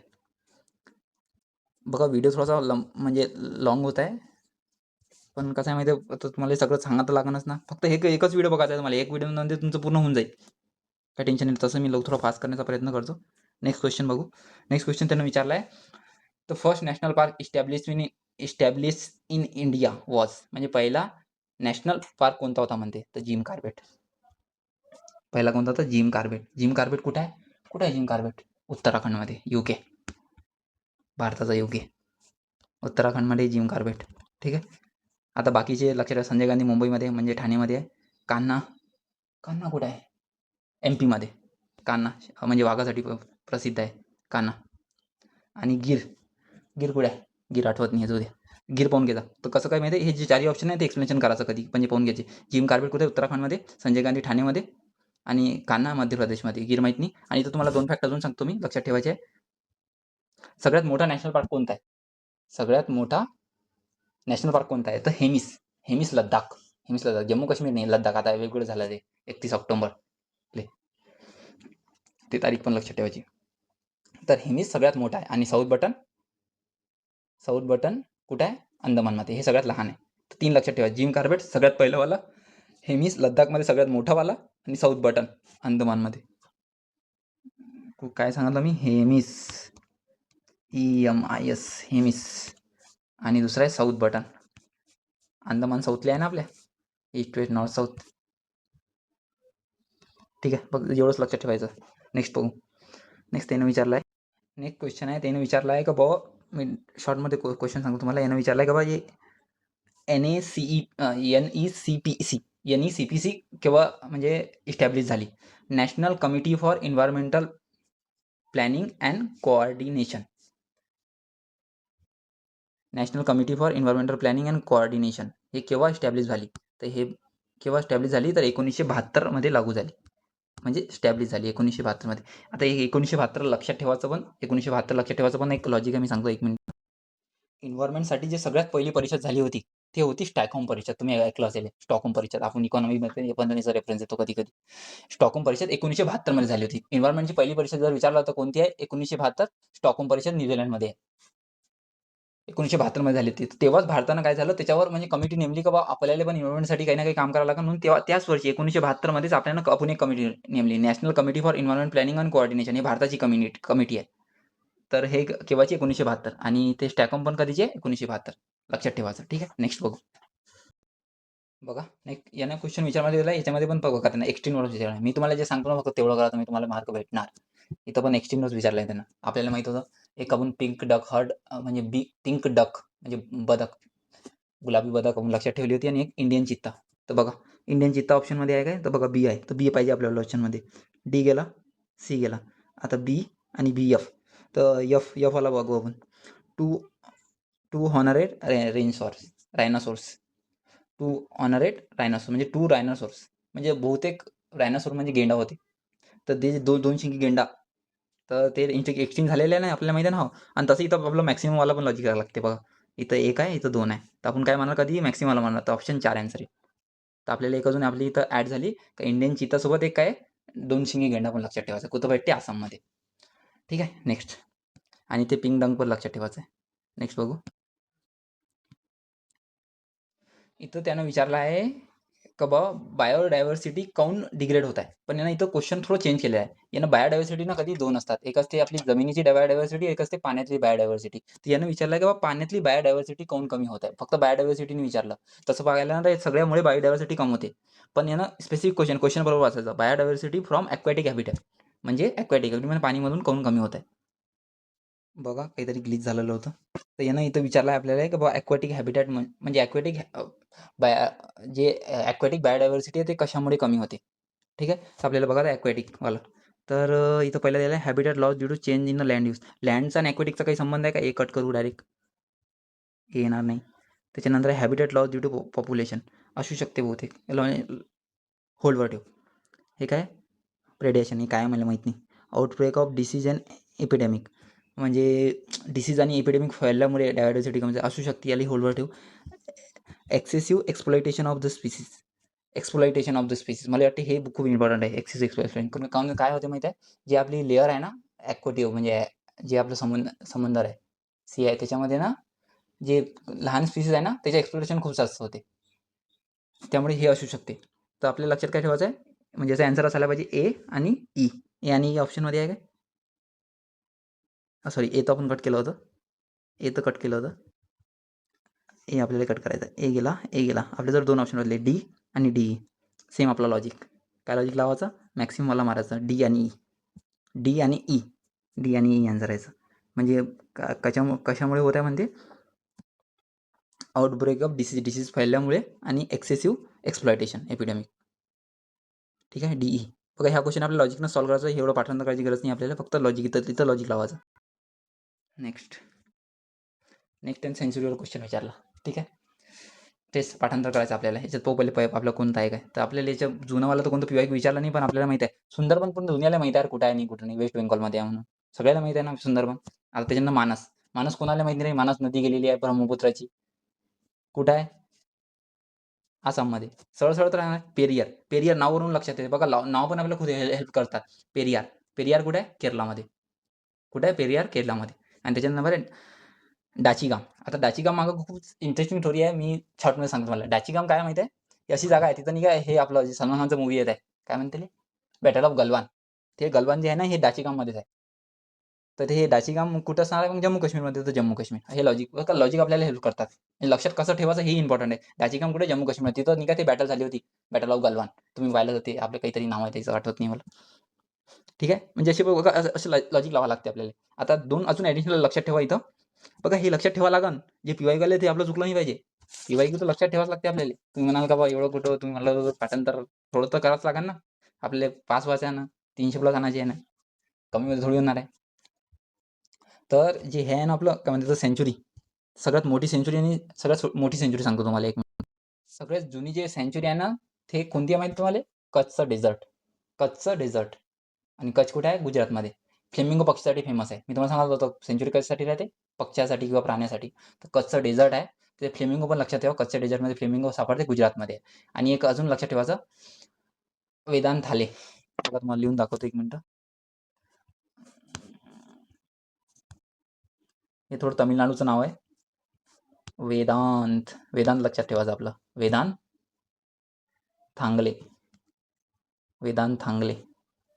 याच्यावर लिहिणं नाही जमत यार. वेदांत थांगले. ठीक आहे. वेदांत थांगले. वेदांत लक्षात ठेवा. वेदांत थांगले कुठे आहे? तर तमिळनाडूमध्ये आहे. हे काय सगळ्यात ओल्डेस्ट वाली आहे. सगळ्यात ओल्डेस्ट वाली आणि जे कच्छचं डेझर्ट आहे सगळ्यात बिगेस्ट आहे. तसे डेझर्ट मोठे राहतात पण त्याच्यावरून लक्षात ठेवू शकता. आणि वेदांत थांगले कुठे आहे? आणि तशी एक ट्रिक सांगतो इथं. जर नावामध्ये एल असेल, थांगले, बांगले, चांगले असे जे एल आले असतात ना, हे कुठच्या तमिळनाडूमध्येच भेटते आपले. तमिळनाडू मॅक्स टू मॅक्स साऊथमध्ये घ्यायचं. साऊथची ना केरला, तमिळनाडू आपलं हे हो जे साऊथचे स्टेट आहे कर्नाटकमध्ये. ठीक आहे. नेक्स्ट बघू. बघा आपला चॅप्टर संपला. आपला चॅप्टर बायोडायव्हर्सिटी संपलेला आहे. बस एवढंच करायचं आहे तुम्हाला बायोडायव्हर्सिटीमध्ये. नेक्स्ट चॅप्टर बघू. नेक्स्ट चॅप्टरमध्ये थोडे कमी क्वेश्चन येते. थोडे क्वेश्चन जास्त होते. एक्सप्लेनेशन पण जास्त दिलेलं होतं. नेक्स्ट क्वेश्चन बघू आपण. आता पोल्युशन नंतर बघू आपण. दुसरा चॅप्टर बघू. एन्व्हायरमेंट अँड इकॉलॉजी बघू. Environment and ecology. याच्यामध्ये मी फास्ट सांगतो तुम्हाला. याच्यामध्ये जास्त काही नाही आहे. याच्यात म्हणजे बाकी मागच्या चॅप्टरमध्ये खूप फॅक्ट होते. याच्यात जास्त फॅक्ट नाही. याच्यात फक्त लॉजिक वरून जायचं आहे. तर सगळ्यात पहिले आहे बघा इकोसिस्टम आणि इकॉलॉजी मधला डिफरन्स सांगून देतो तुम्हाला. बघा हे जे आहे ना आपलं, हे पूर्ण इकोसिस्टम आहे. इकोसिस्टममध्ये काय येते? लिव्हिंग थिंग आणि नॉन लिव्हिंग थिंग. इकोसिस्टममध्ये लिव्हिंग थिंग पण आले आणि नॉन लिव्हिंग थिंग पण आले. पण आणि इकॉलॉजीला काय आले म्हणते? इकॉलॉजी म्हणजे हे जे इकोसिस्टमचा स्टडी आहे, म्हणजे living thing, non living thing याचं जे स्टडी आहे त्याला इकॉलॉजी म्हणते. इकॉलॉजी. काही फरक नाही आहे. फक्त स्टडीला इकॉलॉजी म्हणतो आणि याले काय म्हणते जे नॉन लिव्हिंग थिंग आणि लिव्हिंग थिंग आहे, नॉन लिव्हिंग थिंग आणि लिव्हिंग थिंग आहे, त्याच्या कॉम्बिनेशनला काय म्हणतो? इकोसिस्टम. सिस्टममध्ये सगळंच येणार ना. ठीक आहे. तर पहिला क्वेश्चन बघू आपण. इथं क्वेश्चनमध्ये त्यानं विचारला आहे खालीलपैकी कोणते इकॉलॉजिकल पिरॅमिड नाही आहे. तर इकॉलॉजिकल पिरॅमिड काय असते? इकॉलॉजिकल पिरॅमिड काही नसते. जे एनर्जीचं ट्रान्सफर होते वेगवेगळ्या म्हणजे याच्यामध्ये वेगवेगळ्या प्राण्यामध्ये एका प्राण्यापासून दुसऱ्या प्राण्याला जेवढी एनर्जी भेटते त्याला आपण इकॉलॉजिकल पिरॅमिड म्हणतो. तर हे कसं आहे? इकॉलॉजिकल पिरॅमिडमध्ये 3 गोष्टी येतात ते लक्षात ठेवायचे तुम्हाला. इकॉलॉजिकल पिरॅमिडमध्ये सगळ्यात खाली आणि काय येतं माहिती आहे? प्रोडक्शन. प्रोडक्शन म्हणजे जे बनवणारे. प्रोडक्शन म्हणजे प्रोड्युसर बनवणारे. मग प्रोडक्शन नंतर काय होतं? कन्झम्पशन म्हणजे यूज करणारे त्याला कन्झम्पशन. तर कन्झम्पशनचे 3 प्रकार आहेत. प्रायमरी, सेकंडरी, टर्शरी आणि त्याच्यानंतर प्रायमरी, सेकंडरी, टर्शरी आणि लास्ट येले तर डिकंपोजर. डिकंपोजर कोणाला म्हणू आपण? आपण कुठेतरी हे सायन्समध्ये असलं तर डिकंपोजर. डिकंपोजर आपण याला म्हणतो. अल्गीले, त्याच्यानंतर मायक्रो ऑर्गॅनिझम, काही बॅक्टेरिया असते. असे यांना आपण डिकंपोजर म्हणतो. हे नायट्रोजन फिक्सेशन करतात डिकंपोजर जनरली. तिकडे पण लक्षात ठेवतात. तर इकॉलॉजिकल पिरॅमिड याला म्हणते. आणि एक क्वेश्चन अजून सांगतो इथं. जेव्हा पिरॅमिडमध्ये आपण खालून वर जातो ना, खालून वर जातो, याच्यामध्ये ना एनर्जी कमी कमी होत जाते. तर कशी कमी कमी होत जाते? मी इथे पण सांगून देतो. मी सुरुवातीलाच पूर्ण लॉजिक सांगून देत आहे तुम्हाला. कसं आहे माहिती आहे? जर मी समजा एखादं हे आहे, काय म्हणते तर बेडूक आहे. बेडूक कोणाला खाते? कीटकाला. आता कीटकामध्ये नाही काय समजा 100% एनर्जी होती. ठीक आहे. कीटकामध्ये 100% एनर्जी होती. तर जेव्हा बेडूक जेव्हा कीटकाला खातो ना, ते खाण्यामध्ये ना काही एनर्जी लॉस होऊन जाते. तर केव्हाही नाही का जे सेकंडरी जे कन्झम्पशन राहतं म्हणजे जो खालून वर जातो आपण, तर ते एनर्जीचं जे ट्रान्सफर आहे ते कमी-कमी होत जाते. तर किती कमी होते? 10%. नेहमी म्हणजे एका फर्स्टपासून सेकंडमध्ये जेव्हा जातो त्याच्यामध्ये फक्त 10%च एनर्जी ट्रान्सफर होते. बाकी जास्त ट्रान्सफर होत नाही. फक्त किती? 10%. 10% एनर्जी ट्रान्सफर होते. किती? फक्त 10%च एनर्जी ट्रान्सफर होते. लक्षात ठेवायचं आहे. अजून काय राहिलं? बस. इकॉलॉजिकल पिरियडमध्ये 3च गोष्टी लक्षात ठेवा ते सांगाल तुम्हाला. कन्झ्युमर, प्रोडक्शन आणि मायक्रो ऑर्गॅनिझम. म्हणजे डिकंपोजर त्याला मायक्रो ऑर्गॅनिझम म्हणजे डिकंपोजर आणि हे जेव्हा वरती जातो आपण म्हणजे जेव्हा एका प्राण्यापासून दुसऱ्या प्राण्यामध्ये एनर्जी जाते, त्याच्यामध्ये फक्त 10% एनर्जी ट्रान्सफर होते. बाकीची फक्त लॉस होऊन जाते. बघा 90% लॉसच होऊ राहिली आणि खरंच होऊ राहिली. तर याचा आन्सर बघू आपण. इकॉलॉजिकल पिरॅमिड इकॉलॉजिकल पिरॅमिडमध्ये हे पाठ करायचं आहे का बघा. इकॉलॉजिकल पिरॅमिड 3 असतात. नंबर असते. इकॉलॉजिकल पिरॅमिड 3 असते. नंबर असते, बायोमास असते आणि एनर्जी असते. इकॉलॉजिकल पिरॅमिडमध्ये 3 गोष्टी येतात. नंबर येते, बायोमास येते, एनर्जी येते. बघ डायरेक्ट पाठ करा. इथे एक अजून क्वेश्चन सांगतो. जे जिथं क्वेश्चन विचारला ते पाठ करावं लागेल. इथं जी एनर्जी आहे ना, फक्त हीच एक मात्र अशी आहे की जी कमी-कमी होत जाते. जे पिरॅमिड ऑफ नंबर आहे ते वाढू शकते किंवा कमी होऊ शकते. बायोमास पण वाढू पण शकते, कमी पण होऊ शकते. पण इकॉलॉजिकल जे पिरॅमिड ऑफ एनर्जी नेहमी कमी होणार. ते प्राण्यामध्ये असो किंवा ते याच्यामध्ये असो, इकोसिस्टम ॲक्वाटिक इकोसिस्टम असो. जमिनीवरचा इकोसिस्टम असो किंवा पाण्यातलं इकोसिस्टम आपण बघितलं होतं का 2 इकोसिस्टम राहतात म्हणून. एक जमिनीतलं आणि एक पाण्यातलं. दोघांमध्ये पण. असं इथं आठवलं म्हणून एक गोष्ट अजून सांगतो. जे आपण पाहिलं होतं ना आता का हे जे काय म्हणते आपलं, हे जे सिस्टम पाहिलं होतं हे नाही का प्राण्यासाठी आहे फक्त आणि जे याच्यामध्ये ना उलटं राहते. ॲक्वाटिक जर इकोसिस्टम विचारलं ना तर हे असं राहते. इथे एनर्जीचं ट्रान्सफॉर्मेशन वाढत जाते. जसं वर जाऊ ना तसं ते प्राणी वाढत जातात. असं. फक्त लक्षात ठेवा असं क्वेश्चन विचारलं तर नाहीये. सांगितलं तुम्हाला. आता तुम्ही म्हणाल का मग याचं आन्सर काय कोणतं म्हणते? इकॉलॉजिकल पिरॅमिड नाहीये. त्याचं आन्सर असणार आहे 3. पिरॅमिड ऑफ फूड वेव्ह हा म्हणजे हे इकॉलॉजिकल पिरॅमिड नाहीये. तर मग आहे काय फूड वेव्ह? फूड वेव्ह म्हणजे काही नाही. जे झाडं असते ना, आता जे तुम्हाला सांगितलं का बाबा बेडकाले जे समजा कीटकाले बेडं खाते, बेडकाले साप खाते, सापाले कोण खाते? चील खाते आणि चिल्ले कोण खाते? असं म्हणजे हे जे फूड वेव्ह आहे, जे फूड चेन बनत चालली, याला फूड वेव्ह म्हणतात. फूड वेव्ह आणि फूड चेनमध्ये पण थोडं डिफरन्स आहे. हे जे मी तुम्हाला सांगितलं, तेव्हा सगळ्यात पहिले काय आहे? आपलं बेडूक आहे. बेडकाले कोण खाते? साप खाते. सापाला कोण खाते? चील खाते. आणि बेडूक काय खात होतं पहिले? आपलं हे कीटक. म्हणजे हे एक फूड चेन बनली. आणि अशा 1, 2, 3, 4 फूड चेन मिळून त्याला फूड वेव्ह म्हणतात. लक्षात ठेवा. सोपी आहे, जास्त काही डिफिकल्ट नाही आहे. ग्रॅज्युएट पोरं आहे तुम्ही. ठीक आहे. नेक्स्ट क्वेश्चन बघू. याचा आन्सर काय होतं? 3. Some species if eliminated seriously affect ecosystem are called as. तुम्हाला इथे एक गोष्ट सांगा. हे आपल्याला पाठ करायचं नाही आहे. डेंजरसाठी आपण कोणतं म्हणतो? डेंजरसाठी कोणचा कलर यूज करतो? Red colour. बस तोच लॉजिक होता इथं. माझा पेपरमध्ये पण बरोबर होता, सेम लॉजिक लावला होता मी. बस हे तर काही पाठ करायचं नाही. डेंजरसाठी रेड कलर राहते, रेडस्टोन म्हणा जे डेंजर स्पीसीज आहे ज्याच्यामध्ये टाकतो आपण. ठीक आहे, नेक्स्ट क्वेश्चन. नेक्स्ट क्वेश्चनमध्ये विचाराय का बा इकॉलॉजी टर्म कोण दिली सगळ्यात पहिले? इकॉलॉजी टर्म कोण दिली? इकॉलॉजी टर्म कोण दिली? तर याचा आन्सर आहे हॅकेल. हॅकेल याद करता, हॅकेलने इकॉलॉजी टर्म दिली. ठीक आहे, समोर इथं बघ जेवढं पाठ करायचं आहे तेवढंच पाहायचं, जास्त नाही पाहायचं. इकॉलॉजी टर्म कोण दिली? इकॉलॉजी, इकोसिस्टम नाही. इथं इकोसिस्टमची डेफिनेशन दिली आहे का बा इकोसिस्टम काय असते? इकोसिस्टम म्हणजे लिव्हिंग थिंग आणि नॉन लिव्हिंग थिंगचं जे एन्व्हायरमेंट असते त्याला आपण इकोसिस्टम म्हणतात. असं कोण म्हटलं? तर हे म्हटलं आपलं टान्सले. टान्सले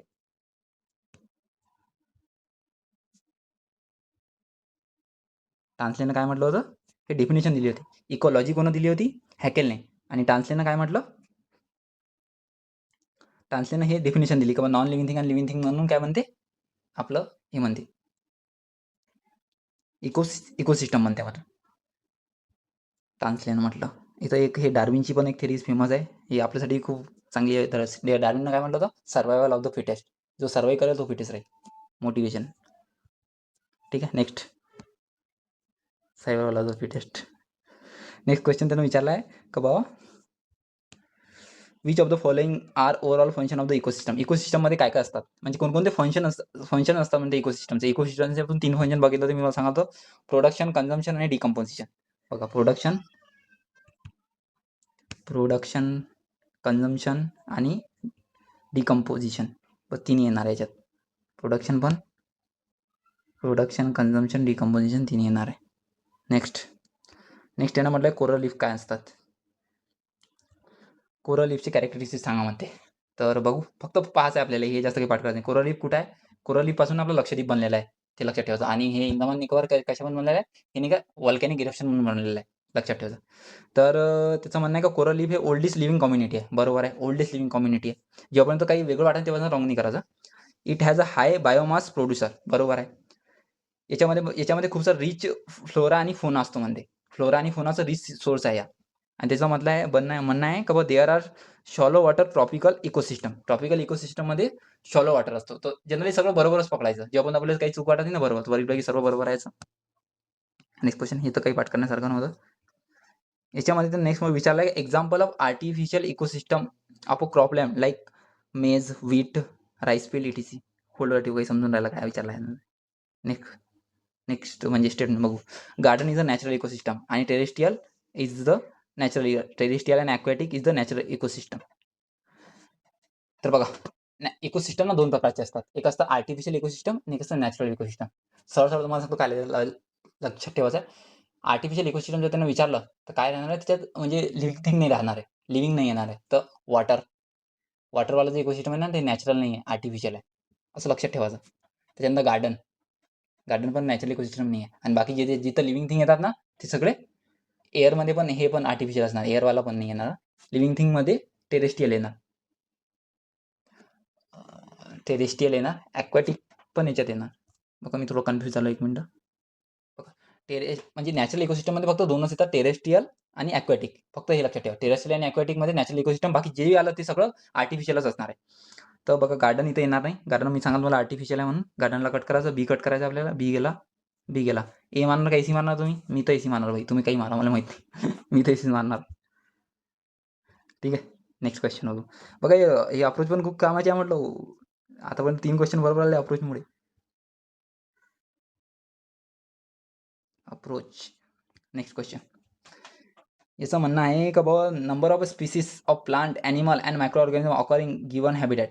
म्हणजे ज्या हॅबिटॅटमध्ये प्लांट, ॲनिमल आणि मायक्रो ऑर्गॅनिझम राहतात त्याला काय म्हणतो आपण? प्लांट काय आहे आपले? प्रोड्युसर आहे. ॲनिमल काय आपले? कन्झ्युमर आहे. आणि मायक्रो ऑर्गॅनिझम काय आपले? डिकम्पोजर आहे. तिन्ही ते काच्यामध्ये असते? इकोसिस्टममध्ये. बस बाय इकोसिस्टम. जास्त काही बाकी याच्यात तुम्हाला वाचायची नाही, काही कामाचं नाही. नेक्स्ट बघू. याने विचारलं आहे a tool to calculate the natural area require to satisfied human needs like food, housing and transport ETC. यानं विचारलं आहे का बाबा अशी कोणचा टूल आहे जो कॅल्क्युलेट करतो natural area require to satisfied need of food, housing and transport. तर याचा आन्सर आहे फूटप्रिंट. आता हे फूटप्रिंट काय असते? म्हणजे इकॉलॉजिकल फूटप्रिंट. शॉर्टमध्ये सांगतो, फूटप्रिंट म्हणजे काही नाही आहे. म्हणजे एका एन्व्हायर्नमेंटमध्ये एका म्हणजे लिव्हिंग थिंगला राहण्यासाठी जे गोष्टीची गरज असते, पाणी, झाडं, हे सगळं किती असायला पाहिजे त्याला नॅचरल म्हणजे इकॉलॉजिकल फुटप्रिंट म्हणतात. म्हणजे एका लिव्हिंग थिंगला राहण्यासाठी एन्व्हायर्नमेंटमध्ये कोणत्या गोष्टी असायला पाहिजे, त्याला इकॉलॉजिकल फुटप्रिंट म्हणतात. बस एवढं लक्षात ठेवा. म्हणजे फूड, हाउसिंग, ट्रान्सपोर्ट हे सगळं जे राहते, त्याला फुटप्रिंट म्हणतात. म्हणजे एका लिव्हिंग थिंग राहण्यासाठी हे सगळं लागेल ना, इकॉलॉजिकल फुटप्रिंट. बस एवढंच आहे. Next, ecology is the study of structure and function of ecosystem. आता इकॉलॉजीची डेफिनेशन दिलेली आहे इथं. इकॉलॉजी वर्ड कोण दिलं होता? आपण बघितलं होतं. कोण होतं? हॅकल. आता इकॉलॉजीची डेफिनेशन, स्ट्रक्चर अँड फंक्शनल इकोसिस्टमचं जे स्ट्रक्चर अँड फंक्शनल युनिट आहे म्हणजे ते इकॉलॉजी आहे. तर हे डेफिनेशन दिलेली आहे ओडमनं. ओडॅमनं काय दिली आहे हे डेफिनेशन. इकडं बघून की बरोबर आहे का? आय थिंक सो बरोबरच असायला पाहिजे. ओडॅमनं दिलेली आहे. बस. त्याच्यानंतर विचारला आहे ना next question, which of the sentence consider as ecology term कोण दिली म्हणते? इकॉलॉजी टर्म हे दिली आहे हॅकेल. आपण पहिलेच बघितलं हॅकेल. PY रिपीट आहे. इकॉलॉजी टर्म आणि इकॉलॉजीची डेफिनेशन कोण दिली? आता बघलं ओडम. लक्षात ठेवायचं. नेक्स्ट आहे. आता यानं वेगवेगळे म्हणजे एक काय म्हणते हॅबिटॅट दिलेले आहे आणि त्याचे वेगवेगळे वापर दिलेले आहे. त्याच्यात काय लक्षात ठेवासारखं क्वेश्चन काही एवढं इम्पॉर्टंट नाही आहे, पण ठीक आहे. तो उद्या सोडा क्वेश्चन आहे, म्हणजे स्किप करा, आपल्या कामासाठी नाही आहे. नेक्स्ट क्वेश्चन बघू. यानं म्हटलं आहे एक इकडे काहीतरी म्हणजे हे काहीतरी म्हणजे जोड्या लावायचं आपल्याला ती इनडायरेक्टली. तर एक्झॉस्टेबल रिसोर्सेस. त्याच्यानंतर आहे स्टेरिओस्फिअर म्हणजे हे लेअर असतात आपले. लेअर इथे एक सांगण्यासारखी गोष्ट आहे. लेअर लक्षात ठेवायचं आणि लेअरवर खूप वेळा हे येतं. सगळ्यात खाली काय कोणची लेअर येते? ट्रोपो. हे लेअर लक्षात ठेवायचं आहे, ट्रोपो. त्याच्यानंतर स्टेरिओ. त्याच्यानंतर मिझो आणि मिझोवर काय ते मिझोच्या वर येतं थर्मो असे येतात. कसं लक्षात ठेवायचं? सगळ्यात खाली काय येते? टी म्हणजे थर्मोने ट्रो. त्याच्यानंतर यस येतो स्टेरिओ. त्याच्यानंतर यम येतो मिझो आणि त्याच्यानंतर लास्टले पण थर्मो येतो. थर्मोला आपण आयनोस्फिअर पण म्हणते. तर जे आपलं हे स्टेरिओस्फिअर आहे ना, याच्यामध्ये ओझोन असतो. 10 वेळा क्वेश्चन विचारला असेल का ओझोन कुठं असते? तर स्टेरिओस्फिअरमध्ये असतं. मेझोस्फिअरमध्ये काय असते? मेट्रॉइड. यम लॉजिक लावू शकता. मेट्रॉइडमध्ये काय असते? मेझोस्फिअरमध्ये काय असते? मेट्रॉइड. आणि ट्रोपोस्फिअरमध्ये काय असणार आहे? ट्रोपोस्फिअर म्हणजे सगळ्यात खालची लेअर. तर तिथं नाही एन्व्हायरमेंट राहते, म्हणजे जे आपले गॅस वगैरे आहे ते. आणि याच्यावर जे थर्मोस्फिअरच्या वर नाही काय एक्झॅनोस्फिअर असते. जर विचारलं असतं एक्झॅनोस्फिअर पण असते. ठीक आहे, इथे एक्सप्लेनेशन होतं. आपण क्वेश्चनवर वापस जाऊ. यानं विचारलं का बा स्टेरिओस्फिअर. तर स्टेरिओस्फिअरची लॉजिक लावू आपण कोणासोबत? स्टेरिओस्फिअरमध्ये ओझोन असते म्हणते, रिच लेअर ऑफ ओझोन. बीचं 4. बघा एकावरून आन्सर येते 3. आला आन्सर. आता बाकीचे पण बघा लागेल ना पण आपल्याला, बरोबर नाही काय? तर एक्झिक्युटेबल आहे. इनएक्झिस्टेबल रिसोर्सेस सोलर एनर्जी डायरेक्ट लक्षात ठेवा. त्याच्यानंतर नॉन रिन्युएबल आपल्याला माहिती राहते, कोल आणि हे आपलं पेट्रोल आणि कोल हे नॉन रिन्युएबल आहे. आणि क्लोरोफ्लोरोकार्बन. आता क्लोरोफ्लोरोकार्बन काय असते हे मी मला दुसऱ्याकडे कनेक्ट करतो. क्लोरोफ्लोरोकार्बनमुळे नाही का आपले ह्युमन हे रेडिएशन वाढतात. रेडिएशन म्हणजे काय असते? हे जे आपले सूर्यप्रकाश येऊ राहिलं ते वाढते क्लोरोफ्लोरोकार्बनमध्ये. विचारला आहे क्वेश्चन का बा क्लोरोफ्लोरोमुळे काय होते? तर रेडिएशनवर इम्पॅक्ट करते, ओझोनवर इम्पॅक्ट नाही करते. क्लोरोफ्लोरोकार्बन रेडिएशनवर इम्पॅक्ट. तर क्लोरोफ्लोरोकार्बन हे कोण क्रिएट केलेलं आहे? आपणच क्रिएट केलं आहे. म्हणून अँथ्रोपोलॉजी. जिथेही अँथ्रो वर्ड आला ना त्याचा अर्थ माणूस होते. अँथ्रो वर्ड जिथेही आलं, अँथ्रोपोलॉजी, तर ते तिकडे ग्रामरमध्ये पण कामी येते. अँथ्रो म्हणजे माणूस होते. ठीक आहे, तर डीचा आन्सर, डीचं 1. तसं ते लॉजिक आन्सर आलंच होतं आपलं, तेवढं लक्षात ठेवा. जेवढं इम्पॉर्टंट आहे तेवढं सांगत आहे मी. नेक्स्ट पण जोड्याच आहे. हे जनरल इन्फॉर्मेशन आहे, पण तरी एक्सप्लेन करतो जेवढं होऊ शकते. याचं म्हणणं आहे का बा बायोस्फिअर म्हणजे काय असते? बायोस्फिअर, लिथोस्फिअर, हायड्रोस्फिअर आपल्याला माहिती आहे. हायड्रो म्हणजे काय होते? पाणी. Ocean, sea, river. ठीक आहे, लॉजिक लावायला आलं पाहिजे माणसाला. लिथोस्फिअर आपण पाहिलं असेल, जे आपण हे आपलं जिओग्राफी वाचतो ना जेव्हा, तेव्हा धरतीमध्ये म्हणजे आपले जे हे आहे आपली पृथ्वी, ते 2 यानं बनलेली आहे. एक आपली मी हे जे माझं यू-पी-एस-सीचं प्रिपरेशन आहे ना, ते यू-पी-एस-सीचं प्रिपरेशन करत होतो मी पहिले. ते हिंदीमध्ये केलेलं आहे. तर थोडं ते हिंदी येते. तर लिथोस्फिअर म्हणजे काय असते ते म्हणजे जमीन येते. लिथोस्फिअर म्हणजे काय होते जमीन. तर soil component of the earth त्याला लिथोस्फिअर म्हणतात. आणि त्याच्यानंतर आहे बायोस्फिअर. बायोस्फिअर म्हणजे जिथं प्राणी येतात. ॲनिमल, प्लांट, मायक्रोब्स जे आपण ते बघलो ना पिरॅमिड बघितलं होतं आपण. असं वालं. हे याला बायोस्फिअरच म्हणतात. त्याच्यामध्ये काय होते प्लांट, ॲनिमल आणि मायक्रोब्स येतात. बरोबर? आणि ॲटमॉस्फिअरमध्ये गॅसेस असतात. माहीतच आहे आपल्याला. बरोबर? याच्या जोड्या लावायचं काही काम नाही. माहीत आहे तुम्हाला, फक्त एक्सप्लेनेशन करायचं करून दिलं. नेक्स्ट त्यानं विचारलं आहे, which of the following factor is mostly responsible for controlling primary productivity of the aquatic system. Aquatic सिस्टमची म्हणजे प्रायमरी प्रोडक्टिव्हिटी कंट्रोल करण्यासाठी कोणती गोष्ट असते म्हणते. तर तुम्हाला माहिती आहे जीवन कायच्यात आहे, लाईटमध्ये बसलेलं आहे. Light most important. Light and nutrition availability. जिथं लाईट असेल आणि न्यूट्रिशन अवेलेबिलिटी असेल तिथं काय असेल, ॲक्वॅटिक सिस्टम चांगला बनतो. ॲक्वॅटिक सिस्टम चांगला होतं. लाईट आणि न्यूट्रल अवेलेबिलिटी. क्वेश्चन रटायचं आहे, डायरेक्ट रटतो. नेक्स्ट त्याच्यामध्ये काही एक्सप्लेन करण्याचं. हां, हे खूप इम्पॉर्टंट आहे. The transition area between two living thing organism are काय म्हणतात त्याला म्हणजे 2 लिव्हिंग ऑर्गॅनिझममध्ये जे ट्रान्झिशन झोन होते. आपलं ट्रान्झिशन झोन म्हणजे काय असते? ट्रान्झिशन झोन म्हणजे समजा आता हे आपलं एक इकोसिस्टम आहे. हे एक इकोसिस्टम आहे. हे आपलं दुसरं इकोसिस्टम आहे. तर हे जे मधातलं असते आपलं, आपण हे मॅथमध्ये काढतो मधातलं. तर हे जे असते ना, याला आपण इकोटोन म्हणतो. ह्याला ट्रान्झिशन झोन म्हणतात, इकोटोन. आणि तुम्हाला एक गोष्ट सांगतो, इकोटोनमध्ये म्हणजे सगळ्यात जास्त पॉप्युलेशन असते कधी. कुठेही जे इकोटोन असेल ना, म्हणजे दोन इकोसिस्टम जिथे मिळतात, ते सगळ्यात जास्त पॉप्युलेशन असते. तर यूपीएससीमध्ये एक क्वेश्चन विचारला होता यूपीएससीमध्ये, का बा इकोटोनमधून जेव्हा आपण लेफ्ट टू राईट जातो, तेव्हा पॉप्युलेशन कमी होत जाते का वाढत जाते? तर कमी होत जाते. कारण की मधात जे आहे ना, केव्हाही इकोटोनमध्ये केव्हाही पॉप्युलेशन जास्त असते. कारण तिथं चांगलं म्हणजे एन्व्हायरमेंट राहते. त्यामुळे ठीक आहे. Ecotone answer number 3. Next carnivorous when compare to herbivorous. म्हणजे कार्निवोरस आणि कार्निवोरस जेव्हा हर्बिवोरसशी कम्पेअर केलं तर काय होते म्हणजे काय डिफरन्स राहते? तर हे माहीतच असेल तुम्हाला. कार्निवोरस म्हणजे काय असतं, राहते मांसाहारी आणि हर्निवोरस म्हणजे काय राहते शाकाहारी. हे इथं विचारतात आपले काय म्हणते ग्रामरमध्ये काय म्हणते अरे याले वन वर्डमध्ये विचारतात. हे कार्निवोरस म्हणजे काय, हर्बिवोरस म्हणजे काय, पाठ करून ठेवा. तर आता सांगायला कार्निवोरस म्हणजे काय आहे. कार्निवोरस म्हणजे मांस खाण्यासाठी काय लागेल त्याला, मोठे तीत लागेल. लॉजिक आहे. मोठे तीत लागेल आणि शॉर्टर इंटेस्टाईन. काऊन? लवकर पचलं पाहिजे ना बाई, म्हणून शॉर्टर इंटेस्टाईन लागेल नाही काय.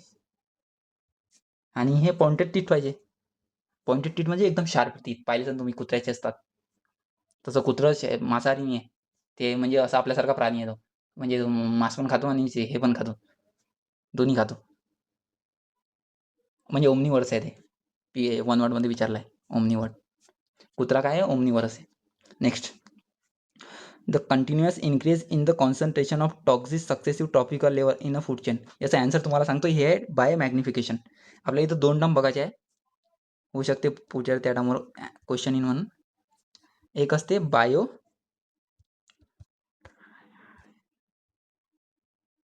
एक असते आपलं बायो मॅग्निफिकेशन आणि एक असते bio accumulation.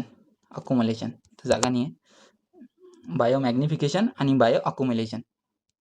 Magnification bio accumulation. हे बघा सेकंड ऑप्शन आणि थर्ड ऑप्शन मला डिफरन्स पाहणार आहे आपण. तर बायो मॅग्निफिकेशन म्हणजे काय असते, म्हणजे बघा एक आहे आपला ह्या बेडूकनं खाल्लं कीटकाले, बेडूकले खाल्लं सर्पानं आणि सर्पाले कोणं खाल्लं चिलनं. तर हे आपलं काय होय, एक फूड चेन झाली. तर याच्यामध्ये काय होते माहिती आहे, टॉक्सिसिटी. आता यानं काय केलं असेल, हे जे आपलं कीटक आहे, कीटकानं काय केलं असेल, कोणतं ना कोणतं टॉक्सिक मटेरियल खाल्लं असेल. म्हणजे झाडावर हे आपलं काय म्हणते, आपण फवारे म्हणत नाही काय, ते फवारा असेल. तर एखाद्या टॉक्सिक मटेरियलनं जर खाल्लं तर तो जसाचा तसा पूर्ण त्याच्यामध्ये कायच्यामध्ये जाते, सेकंडमध्ये म्हणजे बेडूकमध्ये जाईल.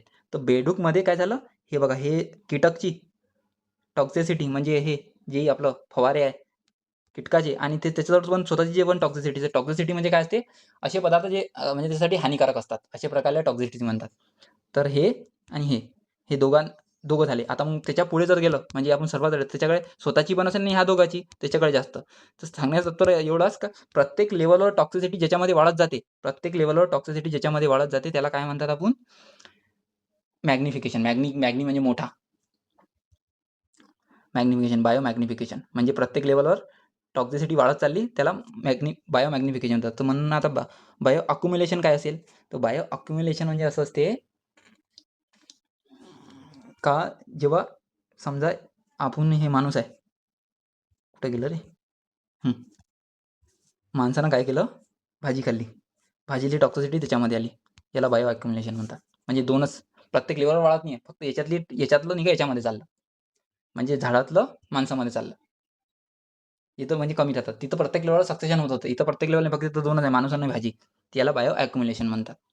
ठीक आहे. आणि ते एक अजून लक्षात ठेवायचं, जे बायो अक्युम्युलेशन आहे ना, बायो अक्युम्युलेशन हे फक्त आणि फक्त फॅटचं होते. Bio accumulation bio accumulation fat soluble आणि काय म्हणते ते वॉटर सॉल्युबल. दोघांचं पण बायो अक्युम्युलेशन येते. टॉक्सिसिटी म्हणजे फॅट सॉल्युबल असते पण वॉटर सॉल्युबल पण असते. दोन्ही असते. तर इथं जे आहे ना म्हणजे बायो अक्युम्युलेशनमध्ये म्हणजे दोन माणसामध्ये म्हणजे एक भाजी म्हणजे एका झाडा आणि माणसामध्ये जेव्हा हे होतं बायो अक्युम्युलेशन त्याच्यामध्ये फॅटचं पण ट्रान्झिशन टॉक्सिसिटी होते आणि वॉटरची पण होते. ही UPSCमध्ये क्वेश्चन विचारलं होतं इकडं. आणि जे आपलं मॅग्निफिकेशन त्याच्यामध्ये फक्त आणि फक्त फॅटचं होते. काऊन का वॉटर काय युरिन थ्रू निघून जाते आपलं.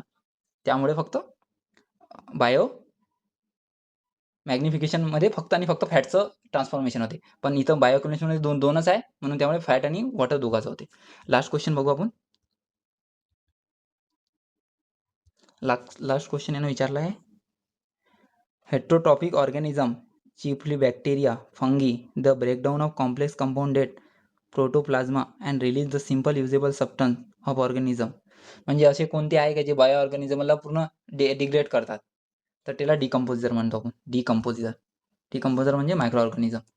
डिकम्पोजर काय करतात? काहीच नाही करतात. ते जे मेलेले पदार्थ राहतात त्याला कंपोज करण्याचं काम करतात. समजा कोणता प्राणी गेला त्याची माती करण्याचं काम हे करतात. सरळ भाषेमध्ये सांगायचं तर माती करण्याचं काम हे करतात.